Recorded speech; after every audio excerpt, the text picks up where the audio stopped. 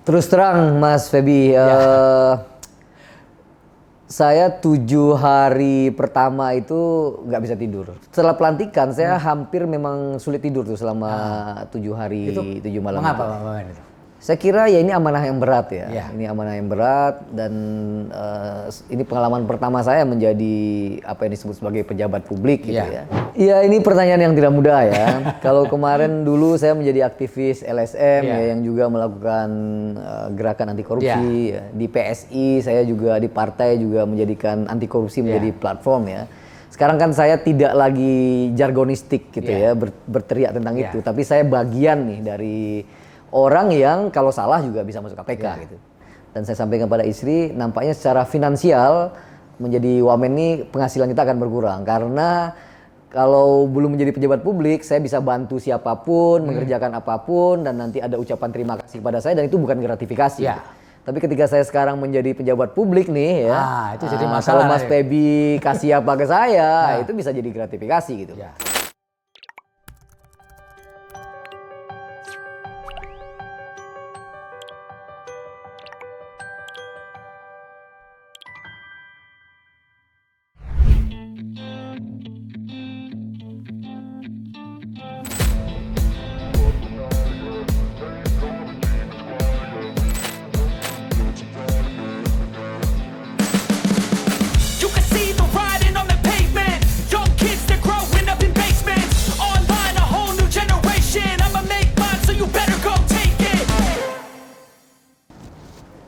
Assalamualaikum warahmatullahi wabarakatuh. Salam damai sejahtera buat kita semua. Om Swastiastu, Namo Buddhaya, dan salam kebajikan.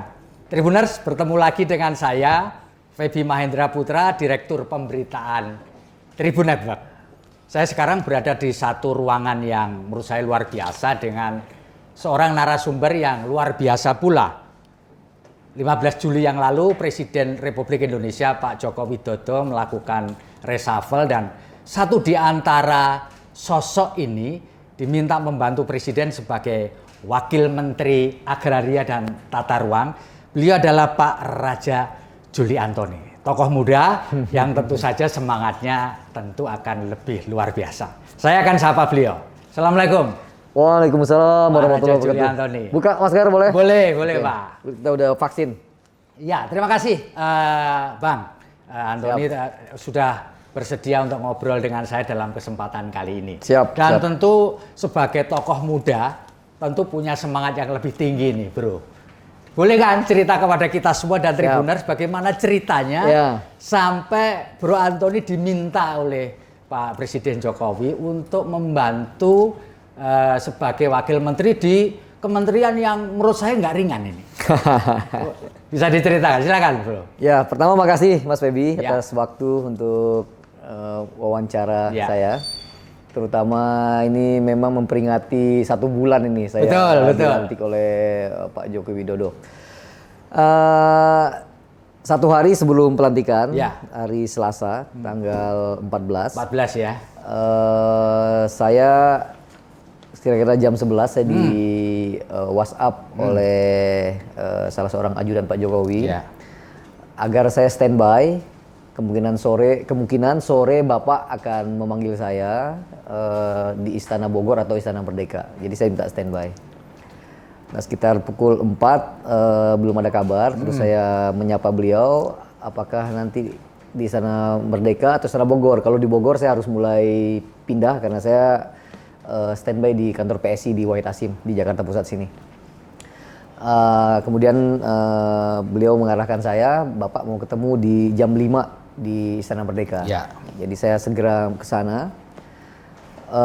Cukup lama menunggu, tapi sebelumnya saya berhasil untuk tidak terlihat oleh wartawan. Menyelinap. Saya nggak tahu ketika itu biasanya wartawan canggih ya, tapi alhamdulillah saya bisa tidak ketemu. Saya masuk agak lama Mas Feby, mungkin hampir 1 jam saya di ruang tunggu ya, dan saya sendiri di sana. Sampai kemudian saya dipanggil masuk, dan di dalam sudah ada Pak Presiden dan Pak Menteri Hadi Cahyanto. Singkat cerita Pak Jokowi langsung mengenalkan, oke nih supaya lebih simpel saya kenalkan langsung nih. Nah, ini menterinya, ini wakil menterinya. Oh gitu ya. Gitu. Saya sebelumnya sudah kenal tentu dengan Pak Hadi, tapi tidak mempunyai hubungan yang akrab. Ya. Kemudian Pak Jokowi memberikan 3 arahan itu sebagai fokus utama. Pertama, meminta kami untuk melanjutkan program sertifikasi PTSL itu. Karena menjadi penting ya. Kan secara teoritis De Soto sudah mengatakan ya bahwa tanah ya akan memiliki nilai ekonomi kira-kira itu kalau memang ada sertifikasi, ada legal formalnya, sehingga kemudian tadi ada kepastian hukum, tapi juga bisa berdampak kepada perbaikan ekonomi masyarakat. Yang kedua tentang konflik agraria, penyelesaian konflik agraria. Di dalamnya juga pemberantasan mafia tanah yang hari-hari ini kembali rame. Yang ketiga soal IKN. Ya, betul. Jadi setelah itu saya keluar dengan Pak Hadi berbarengan. Karena Pak Hadi mantan Panglima TNI, jadi pintunya melalui pintu dekat masjid situ. Dan saya kembali bisa tidak terlihat oleh wartawan. Kira-kira Mas. Bisa cerita nggak Pak Wamen? Sebelum mendapatkan telepon dari ajudan beliau, apakah Bro Antoni sudah tahu bahwa nanti akan diberi amanah sebagai wakil Menteri Agraria? Terus terang, PSI kan sudah diberi kepercayaan oleh Pak Jokowi untuk menjadi Wamen ATR BPN ya, ada Pak Surya Chandra di sana. Harapan kami Pak Jokowi memberikan tambahan kepada kami.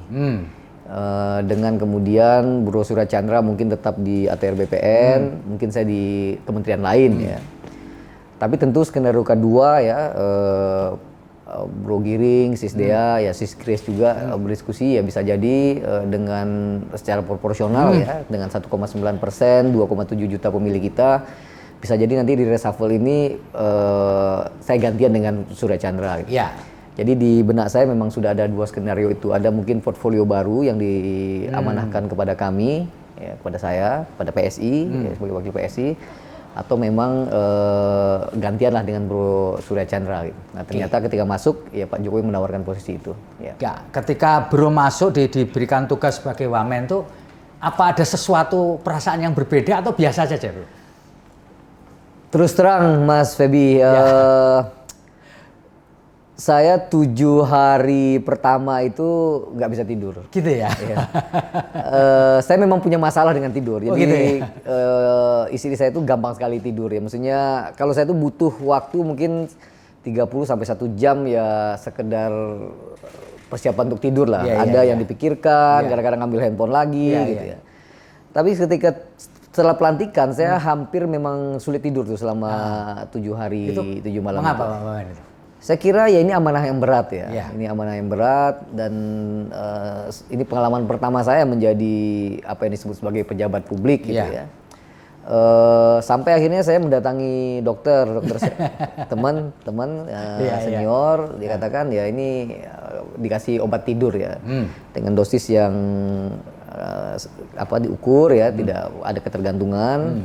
Dikasih hanya untuk 7 hari. Tapi alhamdulillah 3 hari saya minum, saya udah bisa mulai, ritme tidur saya udah mulai baik kembali.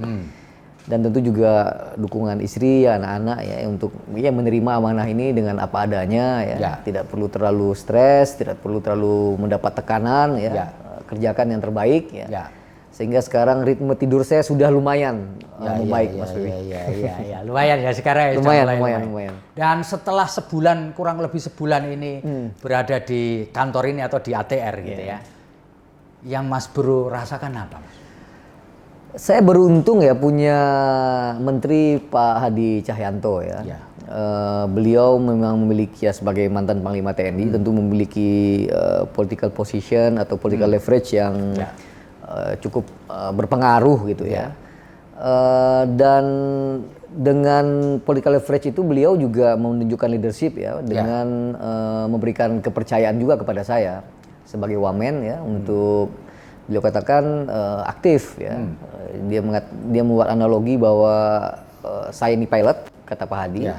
Dan ini Wamen ini co-pilot saya dan kami ada dalam kokpit gitu dalam satu kotak yang kami harus bekerja sama. Kita harus bekerja sama. Dan saya ingin, kata Pak Hadi, bahwa co-pilot saya menjadi co-pilot yang tidak nganggur, tapi co-pilot aktif. Gitu. Dan kemudian Pak Hadi memberikan arahan bahwa beliau akan banyak ke daerah, ya, hadap masalah, menyelesaikan langsung masalah. Saya diminta untuk jaga dapur atau jaga kandang, gitu. ya, Jadi, untuk jaga kandang, ya, menyiapkan data, ya, membenahi SDM. Juga mengawal proses transformasi digital, ya. Tapi semuanya tentu dengan koordinasi dengan Pak Menteri Hadi. Pak Wamen, ini kan kalau dilihat dari latar belakang pendidikan Pak Wamen, ini kan istilahnya urusan akhirat ini, urusan dengan Tuhan ini, ya kan, dengan Al-Quran, mulai dari S1 sampai S3. Kira-kira ada orang mengatakan ini nggak pas-pas bener ini. Mas Bro Antoni, gimana ini bisa menjelaskannya? Apa hubungannya di ilmu Al-Quran dengan ilmu tanah ini? S1 saya memang di IAIN, ya, sekarang UIN, jurusan tafsir dan hadis. Ya. S2 saya sebenarnya sudah tidak langsung terkait dengan itu. Saya sudah mengambil studi lain di Inggris, ya, tentang resolusi konflik dan studi perdamaian. Dan S3 saya di bidang politik dan hubungan internasional.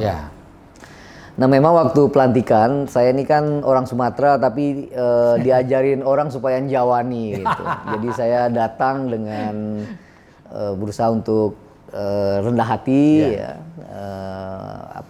membuka diri untuk masukan, kritik, ya, ilmu baru. Namun memang ketika itu ditangkap oleh 1-2 media sebagai itu yang dijadikan headline bahwa saya mengaku bahwa ini bukan bidang saya. Gitu. Tapi sekali lagi waktu itu saya ingin berbicara kepada pertemuan internal bahwa saya adalah memang orang baru, ya. Bidang ini memang bidang baru bagi saya dan saya minta masukan dari teman-teman. Tapi intinya saya melihat sebulan ini, Mas, ini kan soal manajerial, ya, yang bersifat umum. Pak Hadi juga bukan ahli pertanahan, ya. Tapi karena pengalaman panjang beliau memimpin di TNI, ya, itu managerial skill. Jadi ya, yang diperlukan managerial skill, skill, bukan technical skill, karena technical sudah banyak di sini. Yes, managerial skill, juga political leadership di situ, ya. Ada bottleneck antara kelembagaan yang mungkin secara teknikalitis sulit tuh ditembus oleh teman-teman birokrat, ya. Tapi Pak Hadi dan saya, insya Allah, ya, komunikasi politik kita berjalan dengan baik, ya. Sehingga insya Allah juga apa yang selama ini menjadi halangan, yang katanya ada ego sektoral, ya, dan itu udah perintah Pak Jokowi kan agar ini dirubuhkan, dan insya Allah dengan saya tentu, ya, dengan Pak Hadi bisa menyelesaikan hal semacam itu. Dari 3 hal yang dipesankan tadi kan semuanya nggak ringan nih. Berat semuanya. Ya kan? Nah, saya ingin bertanya soal IKN dulu, Pak Mas. Siap. Kenapa? Karena IKN ini adalah masa depan kita juga. Dan banyak orang menyebut-nyebut bahwa di Pak Presiden juga mengatakan, Pak Hadi juga begitu, bahwa ada yang tidak clear benar di IKN ini. Harus dijaga. Mungkin Pak Wamen bisa cerita, apa sih sebenarnya yang terjadi? Terus terang untuk IKN ini memang porsinya lebih banyak di Pak Hadi. Saya pernah ikut 1 kali rapat yang diinisiasi oleh Pak Hadi, dan rapatnya itu di kantor ATN BPN. Hadir dari Wakil Menteri Keuangan, Mas Suhasil, Pak Bambang, Pak Doni, Pak Doni, dari Bappenas, dari tempatnya Mas Bahlil, ya, pada datang semua, ya. Sebenarnya di KIPP, jadi kan ini ada kawasan besar, ya, 256.000 hektar, ya. Nah, KIPP ini yang menjadi pusat pemerintahan ini, ya, kawasan induk pemerintahan pusat itu sekitar 6.000 hektar. Betul. Nah, dari 6.000 hektar itu diidentifikasi oleh teman-teman di ATR BPN itu ada yang bermasalah dalam tanda kutip sekitar 800 hektar, ya. Nah, 800 hektar ini ada macam-macam, ya. Ada yang HGU yang masih aktif, ya. Ada hak milik perorangan, ya, yang juga ada di sana. Tapi juga ada pembonceng-pembonceng yang ketika mendapatkan informasi akan ada IKN, mereka mulai masuk sebagai spekulan, gitu. Semacam spekulan. Meskipun kemudian diantisipasi oleh teman-teman di ATR BPN bahwa kita freeze nih, jadi tidak ada pengajuan sertifikat baru di kawasan tersebut untuk mengantisipasi. Tidak ada pengalihan hak baru ya? Ya, tidak ada pengalihan hak baru. Jadi kayak moratorium gitu ya Pak ya? Ya, tapi yang namanya niat buruk ya itu tetap bisa terjadi dengan hanya perjanjian atau transaksi di bawah tangan ya. Transaksi itu tetap terjadi gitu. Nah ini yang memang harus kita mulai tertibkan. Tapi terakhir saya dengar dari kawan-kawan ATR BPN yang juga berkoordinasi dengan teman-teman di PUPR dan sebagainya, secara gradual yang 800 hektar ini akan bisa kita clean kan gitu ya. Tetapi di luar itu ya yang 6.000 hektar itu clean. Clean yang dan udah mulai bisa sekarang udah mulai ya teman-teman PUPR udah mulai bekerja di sana. Ya sebagai wamen ATR itu pernah nggak meninjau langsung ke? Saya sepribadi belum pernah karena sekali lagi memang Pak Hadi memiliki concern ya dan memang secara spesifik Pak Menteri Pak Presiden memerintahkan ke beliau ya. Saya belum pernah ke sana tapi intensitas pertemuan di internal membicarakan IKN saya ikut itu. Ya. Pak Wamen, apakah juga isu mafia tanah ini yang kebetulan di Jakarta juga marah, polisi masuk. Ini bisa nggak Pak dielaborasi sebenarnya krusial poinnya apa sih Pak? Ya pertama kejadian beruntun ya, di Cimahi, kemudian kemarin di Jakarta Selatan ya. Ini adalah ya fakta ya. Kembali membuka kotak Pandora bahwa mafia tanah itu real, ada gitu. Dan oleh karena itu saya sebagai wamen mengucapkan terima kasih kepada aparat penegak hukum ya yang terus bekerja tuh bersih-bersih di tubuh ATR BPN gitu. Dan perlu diketahui oleh publik juga ini sebenarnya juga bagian dari Satgas Anti Mafia di mana BPN ikut itu bagian dari situ dan Pak Hadi ya berkali-kali di dalam pidatonya ingin mengaktifasi kembali Satgas Anti Mafia ini dengan lebih aktif dan proaktif ya. Dan ya berkali-kali beliau katakan mafia tanah jangan main-main, hati-hati gitu. Dan betul ya beliau tidak hanya menjadi slogan, beliau mulai lakukan itu gitu dengan mengunjungi daerah-daerah yang memang banyak keterlibatan mafia tanah. Jadi Mas, saya sih merasa ya, saya berinteraksi udah mulai nih 1 bulan ini bertemu dengan teman-teman di internal TBPN, banyak anak-anak muda ya, yang setengah muda yang memiliki visi yang baik, lulusan dari Inggris, dari Paris, dari Belanda, dari Australia, dari Amerika, ya, yang memiliki inisiatif, inovasi untuk meningkatkan layanan. Ya. Dan saya tetap percaya bahwa institusi ini apabila kita benahi sistemnya, tadi juga sistem SDM-nya ya, sumber daya manusianya kita benahi sehingga orang yang dirotasi, orang yang mutasi itu benar-benar berdasarkan kinerja gitu. Objektif ya, bukan subjektif gitu. Nah, kalau ini dibenahi, kemudian transformasi digitalnya juga berjalan sehingga layanannya menjadi efektif ya seperti yang dikatakan oleh Pak Jokowi, efektif, efisien, murah ya, cepat dan mengurangi interaksi antar manusia ya dengan transformasi digital itu, saya yakin ya di bawah kepemimpinan Pak Hadi ini ATR BPN insya Allah akan memiliki wajah yang lebih baik ya, lebih profesional, lebih melayani, lebih berintegritas. Ya saat bersamaan ya kita bersih-bersih Mas. Jadi kita sangat mendukung aparat penegak hukum untuk tadi cuci gudang gitu ya. Bersih-bersih gitu. Sambil itu tadi saya tetap yakin ya ada kok orang-orang banyak bahkan orang-orang baik di kementerian ini yang satu saat kalau kita buat sistem yang lebih baik ya dengan didukung oleh tadi transformasi digital yang baik, insya Allah akan menjadi institusi yang lebih melayani esok kemudian hari. Nah, ini orang sering bilang bahwa ATR ini adalah bagian dari pelayanan publik, karena dia langsung berhubungan dengan masyarakat. Dan biasanya organisasi atau instansi pelayanan publik itu lemah dikontrol, sehingga kemudian memunculkan ini. Apakah Pak Wamen yang diberi tugas untuk jaga kandang di rumah internal ini, gimana sih Pak mengefektifkan fungsi kontrol ini Pak? Ya kita punya Irjen ya, inspektorat ya. Ya yang untuk secara internal melakukan itu. Tapi saya juga bertanya jumlah orangnya terbatas ya. Tentu tidak cukup ya kalau hanya mengandalkan Irjen. Ya. Mungkin orangnya boleh ditambah dan sebagainya mungkin ya. Tetapi kalau saya sih melihat perbaikan pada SDM itu, Mas. Ya. Mekanisme rekrutmen, mekanisme orang dimutasi, dirotasi dan dipromosi gitu. Saya mendengar bahwa sudah ada ya, saya berinteraksi dengan teman-teman, sudah ada perbaikan, tetapi celah-celah subjektivitas itu masih ada gitu. Jadi masing-masing dirjen punya jagoan, Pak Irjen punya jagoan, gitu kira gitu ya. Ya kalau masih di dalam tubuh kedirjenannya masih kadang-kadang masih oke, tapi kadang-kadang udah antar dirjen menitipkan orang gitu ya. Tradisi itu masih terjadi saya dengar. Nah, kalau kita bangun sebuah sistem, dan oleh karena itu kemarin saya misalkan dengan rendah hati juga belajar kepada teman-teman di Telkom ya, sebagai perusahaan BUMN yang memiliki karyawan yang baik, performa yang baik ya. Ya kami belajar kira-kira bagaimana sistem meritokrasi itu dibangun di Telkom, dan bagaimana meningkatkan semacam corporate culture lah, meskipun ini nature-nya bukan profit ya, tadi layanan kata Mas Feby. Bagaimana nih sistem rekrutmen tadi menjadi lebih baik, sistem rotasi lebih baik. Masing-masing orang pegawai kita itu memiliki KPI gitu ya, sehingga nanti itu tadi subjektivitasnya menjadi berkurang tuh, Mas. Nah, evaluasi dengan sistem digital itu ya, menurut saya ya misalkan kemarin saya masih menemukan PLT kok bisa sampai 9 bulan gitu ya.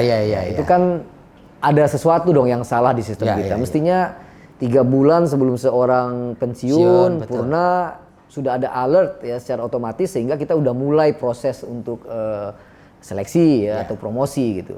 Kemarin juga ada keterlambatan, misalkan ada 1000-an orang yang tidak semuanya kosong sebenarnya, tapi ada 1.100 orang yang dimutasi, dirotasi, dan kosong juga yang tidak segera dieksekusi gitu. Nah, saya diminta oleh Pak Hadi membenahi sistem ini. Jadi concern ke sana gitu. Saya concern ke sana ya. Selain tadi transformasi digital dan juga membantu Pak Hadi di layanan publik, Mas. Nah, ini paling penting sih. Kalau Mas Feby ditanya, kalau ada masalah tanah sekarang komplainnya kemana? Kan saya tanya banyak orang, banyak yang nggak tahu tuh. Paling cuma ngomel di Twitter itu. Nah, sebenarnya pemerintah sudah punya lapor ya dari Menpar RB ya, tapi sosialisasinya kurang ya. Kami juga sebenarnya udah punya juga tuh WhatsApp, tapi juga tidak disosialisasikan yang baik. Nah, Pak Hadi meminta ke saya untuk membuat nomor WhatsApp, terutama yang accessible ya, yang rakyat kemungkinan besar gampang untuk mengakses ya, untuk menyampaikan komplain. Kita akan buat WhatsApp center yang nomornya juga gampang diingat, dan nanti ada tim di belakang yang menyiapkan dashboard ya, sehingga nanti kalau Mas Feby komplain dikasih tiket nomor berapa. Nah, nanti akan kita bisa telusuri kasusnya di Jakarta Selatan, sekarang sudah dilempar ke Kantah Jakarta Selatan, sedang diproseskah, selesaikah, atau nggak bisa diselesaikan. Tapi itu sistem lagi dibangun ya, OTW ya? Iya, sedang on progress, dan insya Allah dalam minggu-minggu ini sudah selesai ya. Sehingga nanti Pak Menteri bisa launching nomor itu, sehingga itu, bisa langsung masyarakat ketika komplain mudah, lalu kemudian efektif untuk kontrolnya. Dan yang paling penting saya sudah sampaikan ke Kepala Biro Kepegawaian, yang akan menjadi salah satu menjadi KPI ya, indikator keberhasilan kepala pertanahan kita adalah menyelesaikan komplain-komplain masyarakat itu. Ini kan ada tabungan masalah dari dulu gitu kan. Dan kalau kita biarkan, ya dia akan terus menumpuk gitu. Jadi selain memperbaiki layanan yang ada sekarang, tapi layanan-layanan yang masih tertunda pada masa lalu, itu kita harus push supaya diselesaikan. Itu Pak Wamen, itu nanti interaktif nggak itu sistem itu? Misalkan saya nih ya, saya komplain lewat nomor itu. Apakah saya juga nanti akan mendapatkan feedback komplain Anda sudah diterima, sekarang lagi ini? Insya Allah ke arah sana. Lalu kemudian beberapa bulan kemudian prosesnya lagi begini. Jadi interaktif gitu, Pak? Insya Allah begitu. Ya, jadi orang bisa tadi dengan memberikan tiket, tidak perlu lagi dari awal gitu kan, Mas, menyampaikan bahwa saya ada masalah, ditanya lagi. Nomor tiket saya nomor 5. Jadi nanti teman-teman bisa ngecek nomor 5, persoalannya di Kalimantan Timur, di Kutai, Kartanegara, ya berarti kepala tanah sana harus menyelesaikan itu. Nanti kita akan pantau sekali lagi, dihubungkan nanti komplain masyarakat itu berhasil atau tidaknya dengan rotasi dan mutasi. Jadi itu menjadi satu key performance indicator bagi pejabat di ATR BPN, apakah dia mampu menyelesaikan komplain-komplain itu ya. Kira-kira gitu ya. Kira-kira ke sana arahnya, Mas, sehingga kita semakin berbenah di dalam ya. Yang kedua juga tadi rakyat mulai merasakan bahwa kita ini adalah sebuah institusi yang responsif ya. tidak defensif, tidak anti kritik ya, dan bisa dievaluasi gitu. Nah, insya Allah saya akan juga membantu Pak Hadi untuk mengawal program ini. Ya. Pak Wamen, kalau mungkin ini agak berat sedikit tapi nggak apa-apa ya. Menurut Pak Wamen ini, strength-nya ATR ini apa, kekuatannya? Weakness-nya ini apa, Pak? Kalau strength-nya udah pasti ya Mas ya. Semua orang injak bumi ya. Injak tanah kira-kira gitu ya. Kita berjalan di tanah, membangun rumah di atas tanah, membangun kantor, ya, membangun apapun ya di atas tanah gitu. Dan oleh karena itu ini sebuah lembaga yang sangat powerful. Kalau kita lihat Mas Feby di era otonomi ya, banyak kementerian yang desentralisasi otoritasnya. Mas Nadiem di Kemendikbud misalkan ya. Tanah kan kagak ya. Tanah enggak. Itu. Kalau kepala dinas di provinsi itu punya nyawa gubernur tuh. Kalau di kabupaten kota, kepala dinasnya ditentukan oleh bupati dan wali kota. Kalau kami masih Mas, karena ini tanah yang menyatukan kita sebagai republik, oleh karena itu kita tetap sentralisasi kan begitu kira-kira secara filosofis. Artinya urusan tanah tidak diotonomikan kan? Tidak diotonomikan dan oleh karena itu punya political power sebenarnya ini Pak Menteri untuk membenahi ke bawah. Jadi kepala kantor itu bisa dipecat ya, dengan tentu dengan alasan yang pasti yang tidak melanggar hukum itu bisa dipecat dan diangkat oleh Pak Menteri gitu. Jadi artinya kita masih punya kontrol. Kalau pemimpinnya mempunyai political will ya, punya niatan baik untuk berbenah, menurut saya sangat mungkin dilakukan. Itu kalau kekuatannya dari situ Mas. Kalau kelemahannya, lagi-lagi karena memang ini terkait dengan hajat hidup orang banyak, ya, semua orang, ya, hampir semua orang terkait dengan layanan ini, maka ketika layanannya lambat, layanannya tidak efektif, ada pungli, ya, ada calo di sana, ada macam-macam tuh ya yang mengganggu sentimen masyarakat ya, sensitivitas masyarakat ya, maka lembaga ini akan dianggap sebagai lembaga yang buruk gitu ya. Dan menurut saya disitulah sebenarnya tugas kami tuh untuk membenahi, tidak dalam pengertian citra ya, tidak hanya sekedar membedaki atau ngasih lipstick institusi ini, tapi memang secara substansial kementerian ini lebih responsif ya, melayani masyarakat ya, ada komplain diselesaikan. Dan ternyata bisa gitu Mas. Kemarin di Twitter itu ada, karena saya ya masih aktif lah di media sosial, meskipun saya punya admin ya, saya baca-baca di mobil, ada itu ibu di Kota Bekasi yang ngurus roya sampai 2 tahun gitu. Padahal sekarang dengan sistem roya yang ada ini bisa online loh Mas, bisa dalam hitungan sehari selesai gitu. Tapi kok sampai sekian? Memang ada masalah, ada surat dari pengadilan gitu. Tapi sebenarnya kalau kita mau melayani itu nggak perlu 2 tahun, tinggal dikasih informasi yang benar bahwa ini ada surat susulan dari pengadilan, segera diserahkan, bisa gitu. Tapi ketika itu menjadi atensi Pak Menteri, ya saya juga baca di Twitter, Pak Menteri men-share di grup pimpinan, kemudian Kakanwilnya menelpon Kakanta Kota Bekasi, selesai kok gitu loh. Nah masalahnya kan tidak semua orang terpantau oleh kami pribadi, tidak punya semua orang mempunyai relasi kepada kekuasaan. Nah, kekuasaan yang baik kan tidak individual sifatnya ya hubungan, tapi semua orang di luar sana gitu ya, siapapun mereka, apapun sukunya, apapun agamanya, apakah dia fakir dari segi kekuasaan, miskin dari segi uang ya, tidak memiliki kemampuan lobby sana sini, ya tetap dilayani gitu loh. Nah inilah yang menurut saya harus kita benahi nih Mas di kementerian ini. Jadi nanti kalau ada sistem komplain itu tadi mestinya nggak perlu lewat Twitter lagi ya? Ya Twitter tetap, media sosial kita buka untuk kemudian orang bisa ngobrol, mengkritik ya. Dan mungkin nanti kita minta juga staf untuk mengintegrasikan komplain-komplain di media sosial itu di sistem tadi gitu ya. Dan kemudian nanti ya itu yang paling penting, penyelesaiannya itu menjadi KPI untuk menentukan nanti pejabat di lingkungan kita untuk dipromosi atau bahkan ya di demosi ya. Pak Wamen ini negeri ini sekarang lagi banyak orang yang harus berurusan dengan 3 huruf KPK. Ya kan? 300 lebih kepala daerah harus berurusan dengan mereka dan banyak pejabat tinggi juga yang harus berurusan dengan mereka. Bisa nggak Pak Wamen memberikan semacam tips gitu ya, baik untuk Pak Wamen sendiri maupun kawan-kawan pejabat di ATR itu, supaya tidak perlu lagi berhubungan dengan Komisi Pemberantasan Korupsi yang yang nanti akan membuat kita menjadi pusing sendiri? Gimana, Pak? Iya, ini pertanyaan yang tidak mudah ya.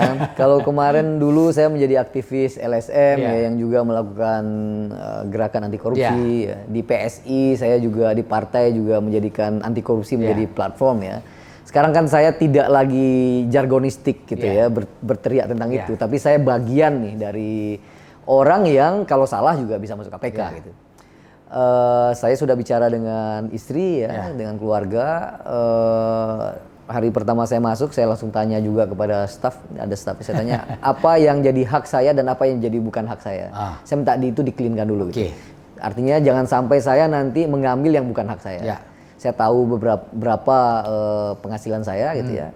Dan saya sampaikan pada istri, nampaknya secara finansial menjadi wamen ini penghasilan kita akan berkurang. Karena kalau belum menjadi pejabat publik, saya bisa bantu siapapun, mengerjakan apapun, dan nanti ada ucapan terima kasih kepada saya, dan itu bukan gratifikasi. Tapi ketika saya sekarang menjadi pejabat publik nih ya, itu jadi masalah. kalau Mas Febi kasih apa ke saya, itu bisa jadi gratifikasi gitu. Jadi saya katakan secara finansial siap-siap untuk lebih kencang mengatur keuangan, sabuknya dikencangkan ya. Karena ya itu amanahnya besar mas ya. Tetapi sistem kepenggajian di kita ya begitu gitu. Dan saya tidak persalahan itu ya. Yang paling penting menurut saya sih menjaga amanah ya mas. Kita menjaga amanah, ini adalah amanah dari Allah melalui presiden ya.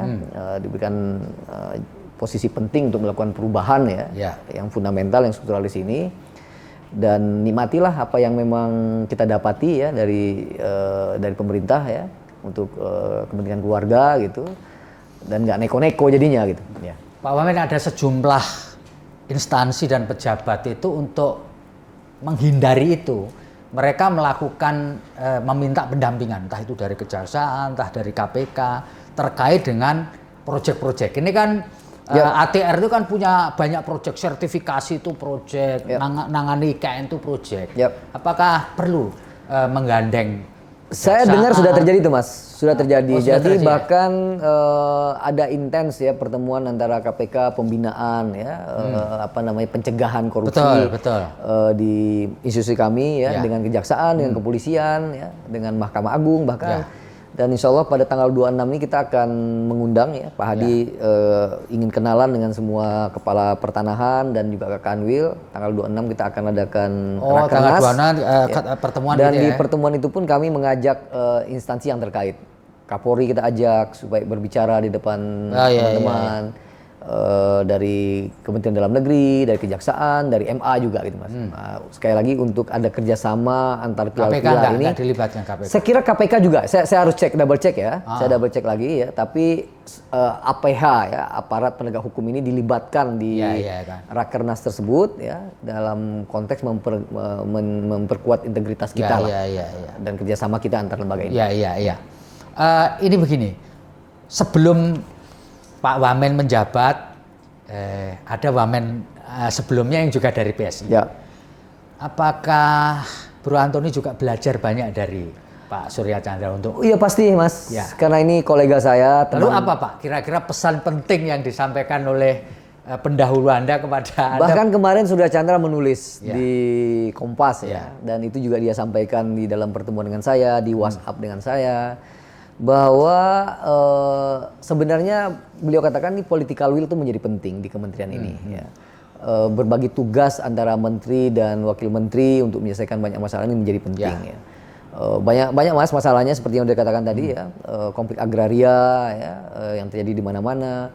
Dan memang tidak bisa selesai dengan ATR BPN sendiri karena ini terkait dengan Menteri KLHK, ini terkait dengan Menteri BUMN untuk pelepasan aset dan sebagainya ya. Jadi ini memang perlu komunikasi yang baik ya, merubuhkan ego sektoral ya, supaya banyak hal yang bisa kita perbuat karena tujuannya kan soal keadilan ini gitu. Dan ini mestinya kalau kita dudukkan keadilan, kesejahteraan rakyat sebagai tujuan ya, akhir dari itu semua. Maka sebenarnya ego-ego sektoral itu menurut saya sih tidak perlu ada ya, dan itu kita bisa rubuhkan secara bersama-sama. Ini tadi IKN sudah, mafia tanah sudah. Saya ingin tanya juga soal target untuk sertifikasi. Karena di sepanjang sejarah Republik ini memang pada masa pemerintahan Jokowi lah sertifikasi tanah itu masif. Betul. Ya. Dan ini merupakan satu prestasi. Bagaimana nanti ATR BPN menterinya baru, wamennya baru mempertahankan prestasi ini, syukur-syukur bisa Ya memang itu ya amanah dari Pak Jokowi kepada Pak Hadi dan saya adalah PTSL ya, sertifikasi itu. Dua hal yang saya tegaskan ya, kemarin saya diajak ada paparan di depan Dirjen 3 yang terkait dengan langsung dengan PTSL acaranya di salah sebuah hotel di sini di Jakarta. Saya ingin mengingatkan bahwa kuantitas penting, ya. Kita akan kejar target 126 juta bidang itu ya pada tahun 2025 sebenarnya Mas, dari plan awal itu. Jadi 2025 selesai semuanya. Target tahun 2025. Dan sekarang sudah ada sekitar 96 atau 90 juta ya. Jadi masih tersisa sekian.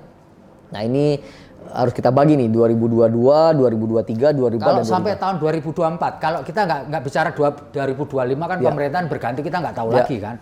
Kalau sampai di tahun 2024 kira-kira pencapaiannya bisa berapa? Ini estimasi. Saya agak lupa angka detailnya terus terang, tetapi kira-kira ya sisanya itu kita bagi 4 tahun aja Mas kira-kira. 2022, 23, 2024, 2025. Kan memang targetnya 2025. Dibagi itu ya nanti keluar angka itu Mas dari 97 juta yang ada itu. Nah, tapi saya ingin menegaskan kepada teman-teman kemarin, kuantitas penting ya. Gerak cepat penting ya untuk mencapai target, tapi quality menjadi juga penting. Artinya quality itu artinya bahwa sertifikasi itu bukan hanya target numeriknya, jumlahnya, tetapi apakah sertifikat itu betul-betul akurat gitu ya? Ya karena target ya, kemarin kita evaluasi juga karena target yang sedemikian banyak dan memang harus dilaksanakan. Tetapi ada teman-teman di bawah yang juga bandel Mas gitu loh. Jadi ada sebuah bidang tanah, istilahnya itu potong tahu gitu loh, supaya targetnya banyak gitu di sertifikasi Jadi banyak. sebenarnya satu tadi dipotong-potong gitu karena target juga ternyata pengukurannya tumpang tindih ya. Kan ini juga akan menimbulkan konflik agraria baru gitu kalau seandainya nggak kita manage gitu. Saya kemarin sudah berbicara dengan Pak Dirjen ya untuk membuat SOP PTSL yang lebih baik. Termasuk kemarin yang kejadian di Jakarta Selatan itu kan juga itu. Jadi ada mafia tanah yang melibatkan orang internal yang memanfaatkan program PTSL untuk melakukan penipuan gitu. Jadi prosesnya seolah-olah PTSL, sertifikatnya PTSL, kemudian dicoret dengan cara tertentu gitu ya. Dan kemudian keluarlah sertifikat bodong itu gitu. Bahkan kemarin saya sudah komunikasi dengan Kakanta Jaksel, bahkan 2 minggu yang lalu dia udah mengatakan bahwa ada 9 sertifikat kok yang sudah diserahkan ke Kapolda hasil kerja anak buahnya ya yang memang ya itu bagian dari sindikasi itu, dan kemarin salah seorangnya sudah ditangkap itu. Pak Wamen, ini tentu pembaca kita, pendengar kita kepingin tahu lebih dalam lah mengenai Pak Wamen. Bisa cerita sedikit Pak Wamen mengenai ya perjalanan hidup Pak Wamen lah, hobinya dari tentu kecil besar di mana gitu. Silakan Pak Wamen. Saya lahir di Pekanbaru dari ayah seorang guru. Saya beruntung ya punya pada 13 Juli ya. 13 Juli 2 hari yang lalu. Jadi selamat ulang tahun Pak Wamen. Terima kasih. Saya beruntung punya sosok ayah yang mempunyai latar belakang kesadaran tinggi tentang pentingnya arti pendidikan ya. Sebagai sebuah perantara untuk menjadikan kita lebih manusia ya, memanusiakan manusia, dan juga sebagai tangga sosial ya untuk kehidupan selanjutnya. Saya diberi privilege untuk ya dari segi pendanaan, guru dulu tau lah Mas, saya mengalami dapat ngambil beras jatah gitu yang saya nggak tahu berapa persennya itu ya ada batu-batunya ya ada kutunya, sehingga ibu saya harus menampi ulang dan dibersihkan ya sampai akhirnya ya ketika ayah saya sudah lumayan punya uang, si beras itu diambil uangnya gitu loh. Jadi bukan berasnya yang diambil sehingga bisa beli beras yang lebih baik lah. Nggak terlalu banyak kutu dan batu-batunya tadi itu. Saya hidup dari keluarga seperti itu ya, keluarga sederhana ya, menghargai ilmu pengetahuan sampai ya kami disekolahkan dengan baik ya. Saya juga punya kesadaran keilmuan yang lumayan baik ya, sehingga saya meneruskan sekolah S2, S3 ya. Pak Wamen bisa dijelaskan nggak kenapa kok memilih pendidikan bidang keagamaan di S1-nya? Saya memang dari pesantren, Pak. Saya pesantren di memang Garut. Maunya jadi ustadz gitu kah? Ustadz dalam pengertian orang yang memahami agama ya, saya kira ya. Saya di pesantren 6 tahun di Pondok Pesantren Darul Arkom Muhammadiyah Garut. Kemudian ketika itu ya sekolah ke UIN Ciputat, ya, tafsir hadis. Cuman dalam interaksi sosial, interaksi pekerjaan, kemudian saya tertarik kepada studi perdamaian ya, peace studies and conflict resolution ya. Akhirnya saya dapat beasiswa, alhamdulillah, untuk sekolah ke Inggris ya, dan ketika itu saya menulis tentang konflik di Aceh gitu. Karena memang sebelumnya saya sudah pernah bekerja mengadakan aktivitas perdamaian di Aceh, di Ambon dan lain sebagainya. Kemudian S3-nya saya juga mengambil studi yang agak mirip tapi di School of Political Science and International Studies. Saya juga menstudi soal itu, konflik Ambon dengan konflik Mindanao, Mas. Saya ke Filipina Selatan waktu itu studi. Saya ke Zamboanga, ke kota-kota kecil yang dulu ada Abu Sayyafnya segala macam itu. Kalau boleh cerita sedikit dari pengalaman ke wilayah konflik di Filipina Selatan tuh apa yang bisa diceritakan, Pak Wamen? Apa yang bisa dipetik maksud saya supaya kita tidak seperti itu gitu? Ya, nature konfliknya berbeda ya. Ini agak mirip Aceh ya, yang ada ketidakpuasan regional terhadap pemerintah pusat ya.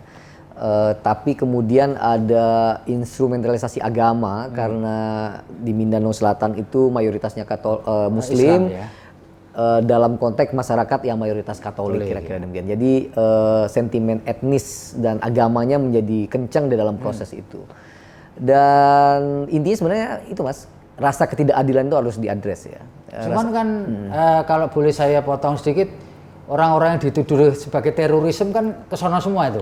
Ya karena memang kondisi di sana menjadi tempat yang sangat subur ya untuk melakukan gerakan radikalisme memang gitu ya. Karena ada wadahnya gitu di sana gitu loh. Ada sentimen keagamaan juga yang bisa dibangun di sana, bahwa ini ketidakadilan yang dialami oleh Muslim di antara mayoritas Katolik, seperti halnya saudara-saudara kita di Palestina yang direpresi oleh negara Israel. Kira-kira sentimen itu yang dibangun. Kenapa kemudian banyak orang yang tergoda untuk bergabung di sana ya? Padahal nature konfliknya sama sekali bukan agama. Ini soal keadilan ya, grievances ya, perasaan tidak adil ya, baik itu secara politik, dari segi ekonomi ya. Dan oleh karena itu kalau tadi pertanyaannya dalam konteks kita apa yang kita bisa petik, menurut saya sih apa yang dilakukan oleh Pak Jokowi sekarang ya, melakukan pembangunan di Indonesia Timur ya, terutama di Papua misalkan. Yang sesungguhnya dari segi elektoral demokrasi nggak ada manfaat banyaknya karena dari segi jumlah kecil gitu loh. Kecil. Kalau mau memenangkan pertarungan politik ya manjakan saja masyarakat Jawa Sumatera ya udah selesai itu. Tapi ini kan keinginan Pak Jokowi kan, bahwa Indonesia kita ini dari Sabang sampai Merauke, maka keadilan itu harus hadir gitu. Nah tentu hal-hal lain ya yang harus diadres selain economic justice ya, keadilan ekonomi, juga political justice ya. Bagaimana mekanisme perpolitikan yang juga mengapresiasi putra lokal. Saya tidak suka menggunakan kata itu sebenarnya, tapi ya hal-hal semacam itu menurut saya harus terus dikerjakan oleh pemerintah, dan Pak Jokowi melakukan itu saya kira so far. Ini pertanyaan terakhir Pak Wamen. Sebenarnya kalau ditanya ketika muda itu Pak Wamen itu kepingin jadi apa sih? Saya masih muda sekarang. Ketika muda itu saya kapan? Iya, kan muda-muda usia 20-an itu Pak masih kuliah. Sebenarnya kepinginnya apakah kepingin memang sejak awal kepingin jadi politisi gitu atau? Saya tidak terbayang kalau untuk jadi politisi. Tapi tadi ayah saya seorang guru, beliau tadi ya menginspirasi saya tentang pentingnya ilmu pengetahuan sebagai jendela dunia. Yang lain yang saya dapatkan dari ayah saya memang komitmen untuk terlibat dalam masyarakat. Beliau aktivis ya di Muhammadiyah. Dari kecil saya suka ditenteng-tenteng. Dia kepala panti asuhan ya, jadi berinteraksi dengan anak yatim piatu ya. Saya juga diajak menyelesaikan banyak itulah, berhadapan masalah dengan orang-orang yang datang ke rumah gitu. Jadi aktivisme sosial saya sudah mulai terbangun dari usia saya dini ya. Kemudian saya di pondok pesantren aktif di OSIS ya, IPM ya. terus berjenjang sampai saya menjadi Ketua Umum Pimpinan Pusat Ikatan Pelajar Muhammadiyah, ya, terlibat di aktivitas sosial. Jadi aktivisme sosialnya sudah ada, Mas, tapi di politiknya sebenarnya belum. Ya. Pak Wamen, tentu ini sebagai di ujung ngobrol kita, saya kepingin Pak Wamen memberikan closing statement tentu terkait dengan posisi sebagai Wamen ATR dan tugas berat Salsi yang tadi 3 hal itu. Silakan Pak, memberikan closing statement buat membaca kita. Ya, saya setelah sebulan menjadi Wamen ATR BPN ini optimis banget ya bahwa banyak hal yang akan bisa kita perbaiki di ATR BPN ini. Terutama di kepemimpinan Pak Hadi ya, yang memang memiliki pengalaman panjang ya, asam garam di dalam dunia kebangsaan kita ini. Ya. Dia memiliki political leverage yang kuat ya untuk berkomunikasi politik dengan antar sektor kelembagaan ya. Maka saya merasa bahwa banyak hal nih yang akan kita bisa perbaiki di ATR BPN ya. 3 amanat Pak Jokowi itu akan kita kerjakan dengan 2 pilar yang bisa menjadi motor untuk lebih jangka panjang, yaitu perbaikan sumber daya manusia ya, sehingga orang itu dipromosikan karena kualitas pribadinya bukan karena kedekatan. Yang kedua itu Mas, transformasi digital. Jangan sampai lagi semuanya dilakukan secara manual. Semakin manual ya semakin banyak ketemu orang, semakin lama semakin pungli dan lain sebagainya itu. Saya optimis Mas, insya Allah saya optimis bahwa wajah ATR BPN ini bisa kita perbaiki bersama-sama ya dengan Pak Hadi untuk lebih melayani, profesional ya dan berintegritas. Terima kasih Pak Wamen sudah menyediakan waktu ngobrol dengan kita. Terima kasih banyak. Sekali lagi Tribuners, kita menyampaikan terima kasih kepada Pak Wakil Menteri ATR BPN Pak Raja Juli Antoni. Sebenarnya kalau disebut Pak juga enggak bro saja ya. Semoga ini bisa amanah ini bisa diemban secara baik. Amin. Saya Febi Mahendra Putra pamit undur diri. Assalamualaikum warahmatullahi wabarakatuh. Salam damai sejahtera buat kita semua. Om Santi Santi Om, Namo Buddhaya. Salam kebajikan dan jangan lupa bahagia.